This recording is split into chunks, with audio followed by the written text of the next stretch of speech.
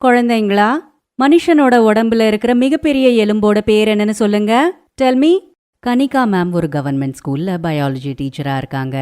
அவங்க கேட்ட கேள்விக்கு எல்லா குழந்தைங்களும் பதில யோசிச்சுட்டு இருந்தாங்க. அப்போதான் அவங்களோட பார்வை லாஸ்ட் பெஞ்சில் உட்காந்துட்டு இருக்கிற தலைய சுரிஞ்சிட்டு இருக்கிற ஒரு பொண்ணு மேல பட்டது.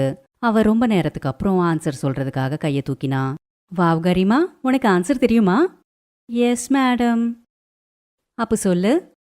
மேடம், நம்ம உடம்புல முதுகெலும்பு தான் எல்லாத்த விட பெருசா இருக்கும்.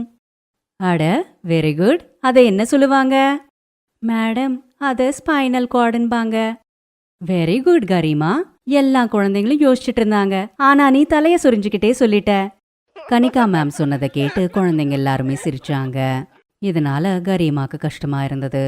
அவங்க அப்படி என்ன சொல்லிட்டாங்கன்னு குழந்தைங்க சிரிச்சாங்கன்னு கனிகா மேம்க்கு புரியல. கரிமா வருத்தப்பட்டா.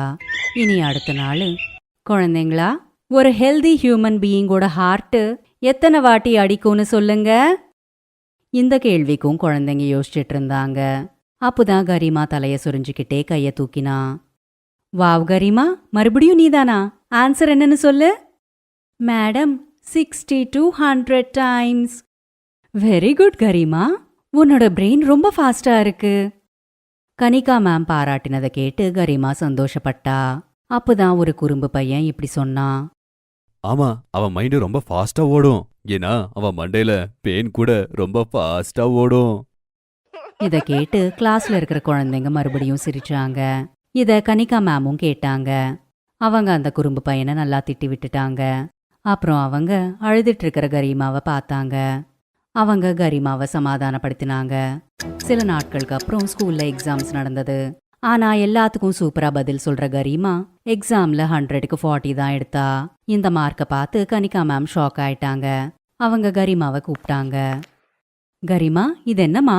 உனக்கு தான் எல்லா கேள்விகளுக்கும் பதில் தெரியுமே. அப்போ எக்ஸாம்ல ஏன் இவ்ளோ கம்மி மார்க்கு? சாரி மேம், இனிமே இப்படி நடக்காது. பாரு, நீ அழாத. உன்னோட ப்ராப்ளம் என்னன்னு சொல்லு. நீ படிக்கலையா? மேடம், நான் நல்லா படிச்சேன்தான். எனக்கு படிக்கிறது ரொம்ப பிடிக்கும். ஆனா என்ன? மேம், என்ன இந்த பேனு படிக்க விட மாட்டேங்குது. என் தலையில நிறைய பேன் இருக்கு. அதனால தான் நான் நாள் முழுக்க சுரிஞ்சுக்கிட்டே இருப்பேன். அப்புறம் இதனால தான் யாருமே என்கிட்ட பேச மாட்டேங்கிறாங்க. என் கூட உட்காரவும் மாட்டேங்கிறாங்க. எல்லாரும் என்ன கிண்டல் பண்ணிட்டே இருப்பாங்க. கரிமா சொன்னதை கேட்டு கனிகா மேமும் ஃபர்ஸ்ட் டைம் அவளை நோட்டீஸ் பண்ணினாங்க. உண்மையாவே அவளோட தலையில நிறைய பேன் இருக்குன்ட்டு அவங்க தெரிஞ்சுக்கிட்டாங்க. அது தெளிவாவும் தெரியுது. நீ கவலைப்படாத கண்ணு, எல்லாம் சரியாயிடும். நீ உன் படிப்பு மேல கவனத்தை செலுத்து. அப்புறம் நீ நாளைக்கு உங்க அம்மா அப்பாவை ஸ்கூலுக்கு கூட்டிட்டு வா. Okay ma'am.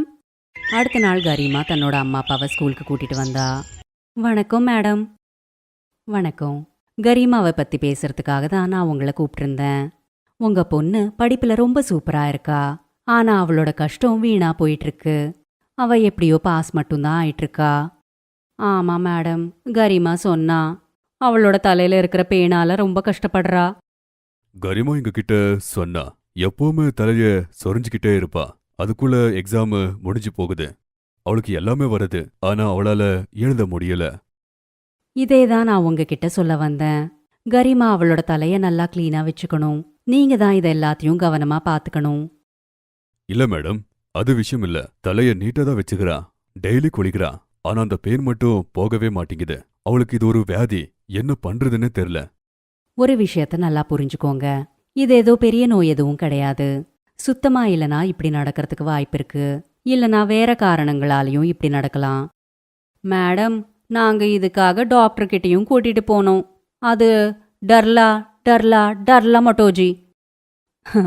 எனக்கு புரிஞ்சிடுச்சு. டெர்மட்டாலஜிஸ்ட். அப்புறம் என்னாச்சு? அவங்க ஃபீஸ் அப்புறம் ட்ரீட்மெண்ட் எல்லாம் ரொம்ப காஸ்ட்லி. அதனால அவங்க கிட்ட நான் போல. நான் ஒரு சின்ன விவசாயி. அவ்வளோ காசு எங்க கிட்ட இல்ல. நீங்க ஒரு வேலைய பண்ணுங்க. நான் ஒரு அட்ரஸ் தரேன். நீங்க அந்த டாக்டரை சந்திங்க. இவங்களும் டர்லமோட்டிஜி தானா? ஆமாமா, இவரும் அதேதான். நல்ல டாக்டர். ஆனா மேடம், இவங்களோட ஃபீஸு. கவலைப்படாதீங்க, அவர் என் கணவர் தான். உங்ககிட்ட இருந்து ஃபீஸ் வாங்க மாட்டாரு. இத கேட்டு கரிமாவோட அம்மா அப்பா சந்தோஷப்பட்டாங்க. அடுத்த நாளே அவங்க டாக்டர் ஆகாஷ் கிட்ட போனாங்க. டாக்டர் சார், வணக்கம். வணக்கம். இவளோட மேடம் தான் இங்க அனுப்பினாங்க. ஓஹோ, நீங்க தான் கரிமாவோட அம்மா அப்பாவா? நீ தானே கரிமா? ஆ? Yes sir. வா கரிமா, இங்க வந்து உக்காரு. உன் தலைக்கு என்ன பிரச்சனைன்னு நான் பாக்குறேன். டாக்டர் ஆகாஷ் கரிமாவோட தலைய நல்லா பார்த்து இப்படி சொன்னாரு. இங்க பாருங்க, இது அழுக்கால ஆனதில்ல. இது ஒரு இன்ஃபெக்ஷன். சாதாரணமான ஷாம்புவால இந்த பெயினெல்லாம் போகவே போகாது.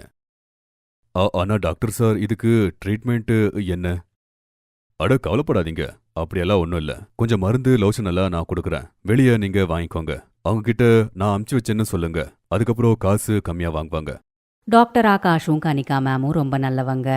அவங்க கரிமாக்கு ரொம்ப ஹெல்ப் பண்ணிருக்காங்க. இப்போ கரிமா நேரத்துக்கு டேப்லெட் எடுத்துக்கிட்டு தலையில லோஷனையும் பூசிக்கிட்டா. சில நாட்கள்லயே எல்லாம் சரியாயிடுச்சு. அதுக்கடுத்து இன்னும் கொஞ்ச நாளுக்கு அப்புறம், வணக்கம் மேம். வணக்கம் கரிமா, எப்படி இருக்க? அட, உன்னோட முடி ரொம்ப நல்லா இருக்கே. எஸ் மேம், இப்ப பாருங்களேன், என் தலையில ஒரு பெயின் கூட இல்ல. டாக்டர் கொடுத்த மெடிசின்ஸ் ரொம்ப நல்லா வேலை செஞ்சிருக்கு. என்னோட ஹஸ்பண்ட் இல்ல. கனிகா மேம் சொன்னதை கேட்டு கரிமா சத்தமா சிரிச்சா. சில நாட்களுக்கு அப்புறம் மறுபடியும் எக்ஸாம்ஸ் வந்தது. இந்த வாட்டி கரிமா ரொம்ப கஷ்டப்பட்டு படிச்சு எக்ஸாம நல்லா எழுதினா. எக்ஸாம் ரிசல்ட் வந்தப்போ எல்லாரும் ஷாக் ஆயிட்டாங்க. ஏன்னா கரிமா கிளாஸ்ல ஃபர்ஸ்ட் வந்தா. இந்த வாட்டி கிளாஸ் ஃபர்ஸ்ட் வந்திருக்கிறது கரிமா, அதுவும் 98% மார்க்ஸோட. அந்த இடத்துல ஸ்கூல் ஸ்டூடெண்ட்ஸோட சேர்ந்து அவங்களோட பேரண்ட்ஸும் ஸ்கூல் ஸ்டாஃபும் இருந்தாங்க. இத பார்த்து கரிமாவோட அம்மா அப்பாக்கு கண்ணில் தண்ணி வந்துருச்சு. கரிமாவும் சந்தோஷத்துல அழுதுட்டு இருந்தா. அவளோட அம்மா அப்பாவை போலவே அவளும் நம்பிக்கையை இழந்து போயிருந்தா. ஆனா இப்போ எல்லாமே சரியாயிடுச்சு. இதெல்லாம் உங்களாலையும் அந்த டாக்டராலையும் நடந்திருக்கு மேடம். ரொம்ப ரொம்ப நன்றி. அட இல்லங்க, உங்க பொண்ணு ரொம்பவே புத்திசாலி. அவளுக்கு ஒரு சின்ன ஹெல்ப் மட்டும்தான் தேவைப்பட்டது. நீங்க எதுக்கும் கவலைப்படாதீங்க. அவ ரொம்ப நல்லா படிச்சு வாழ்க்கையில நல்லா முன்னேறுவா. ஆமா மேடம், நான் யோசிச்சிட்டேன். எங்க கரிமாவும் ஒரு நல்ல டர்லமோட்டோஜி ஆவா. அம்மா, டர்லமோட்டோஜி இல்ல, டெர்மட்டாலஜிஸ்ட். இத கேட்டு அங்க இருக்கிறவங்க எல்லாரும் சத்தமா சிரிச்சாங்க. கனிகா மேமும் ரொம்ப சந்தோஷப்பட்டாங்க. ஏன்னா அவங்க செஞ்ச சின்ன உதவியால ஒரு சின்ன பொண்ணோட கனவுகள் நிறைவேற போகுது.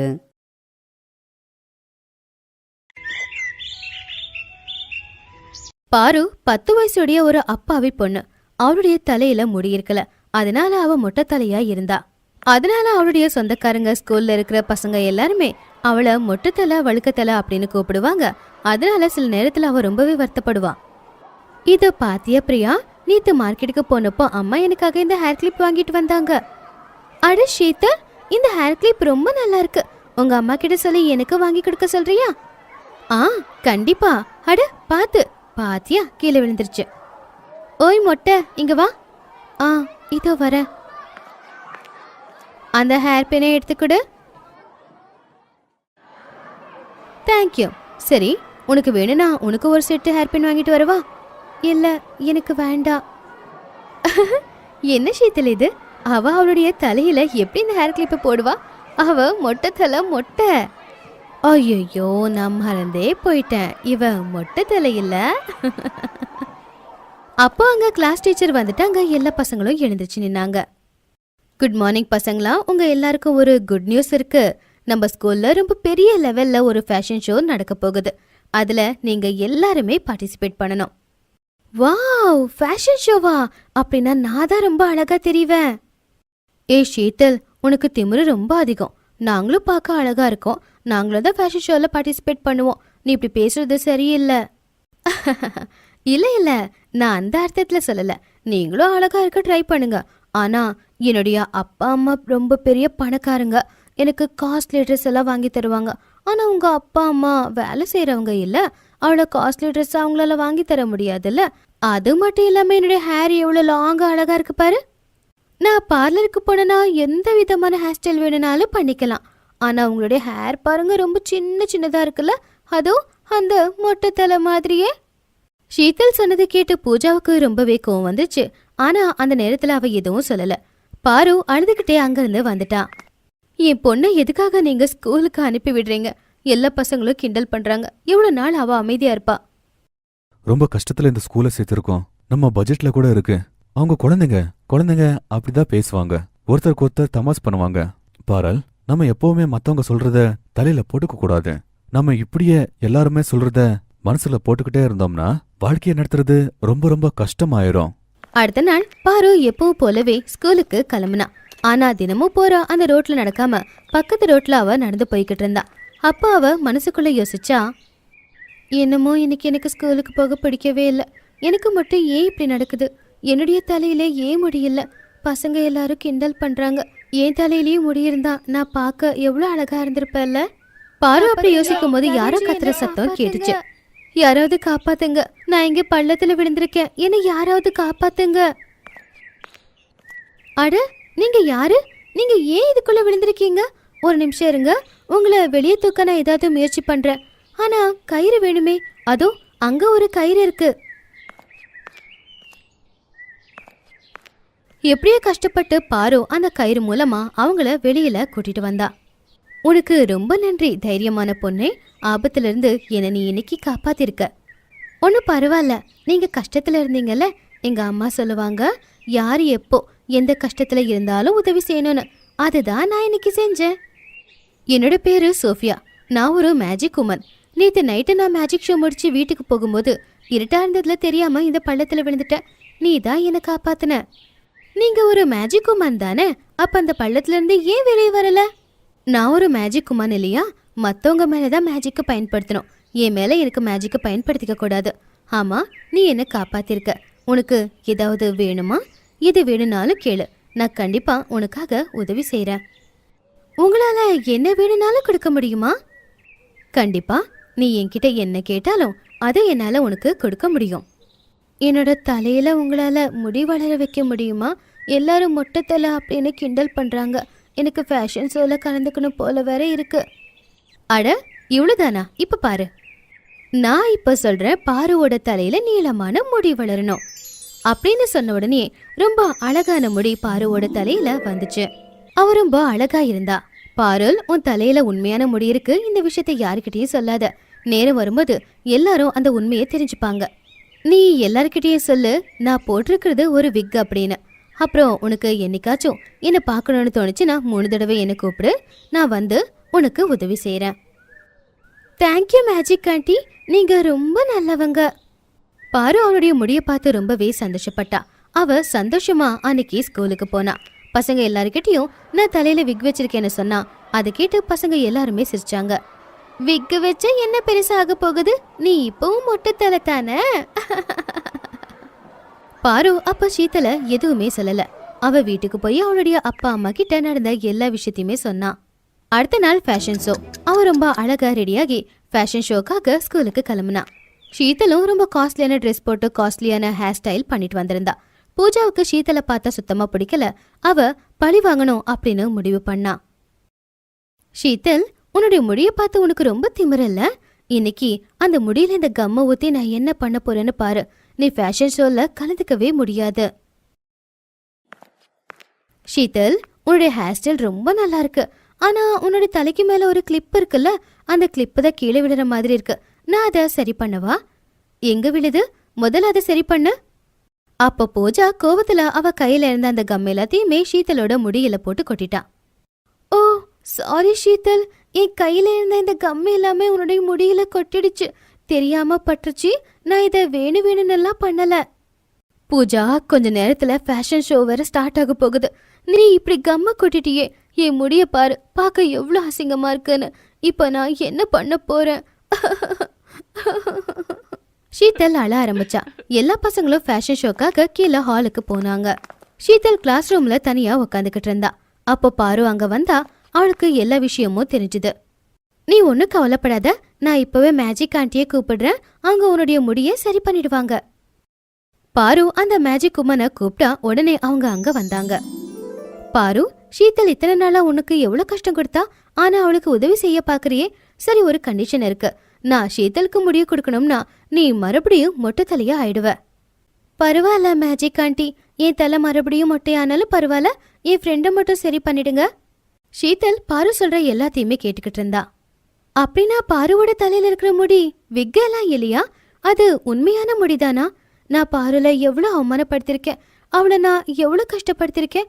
ஆனால் அவளுக்கு என் மேல எவ்வளவு பாசம். உண்மையிலே அவ ரொம்ப நல்லவ. மேஜிக் ஆண்டி, நீங்க அப்படியெல்லாம் பண்ணாதீங்க. பாருவோட தலையில முடி அப்படியே இருக்கட்டும். நான் இந்த தடவை ஃபேஷன் ஷோல கலந்துக்கல, நான் இப்படியே இருக்கேன்.